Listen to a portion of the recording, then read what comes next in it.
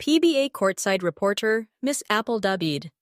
Tila may pahiwatig sa tunay na estado nila ni San Miguel Beerman superstar Junmar Fajardo. Maraming ang fans ang kinikilig sa tuwing nakikitang magkasama sila Apple, David at Junmar Fajardo. Naiintriga tuloy ang mga netizens na baka daw si Junmar talaga ang boyfriend ni Apple David na hanggang ngayon ay hindi niya pa isinasa publiko. Dagdag pa ang mga hirit post na ito ni Apple David na mas lalong nagbibigay hinala sa mga tao tungkol sa kanila ni Junmar Fajardo.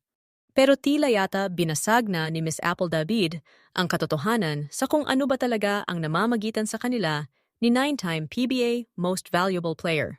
Sa isang post nga na to ni Apple David sa kanyang Facebook account na may caption na yummy, makikita ang isang lalaking pinaniniwalaan na kanyang secret boyfriend. Kanya-kanya namang hula ang mga netizens kung sino ang lalaking kasama ni Apple David. Pinagbasehan nga nila ang kwintas na suot ng lalaki sa picture. At para sa ilan, pareho daw ito ng kwintas na suot ni Junmar Fajardo. Pero para naman sa iba, kwintas daw ito ni TNT guard Ray Nambatak.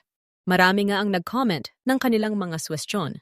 Pero may isang comment ang nakapukaw ng atensyon ni Miss Apple David. Ayon na nga sa comment, parang ginagamit muna mga fans ni JF. Apple David parang di na tama. Marespeto namang sinagot ito ni Apple ayon sa kanya. Hi, with all due respect, I think dapat i-consider who started all these.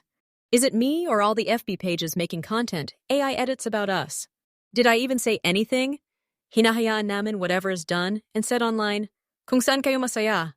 But and then babalik sa amin yung sisi? Don't you think that's a bit unfair and harsh? Let's always remember to be kind and think carefully before we say anything.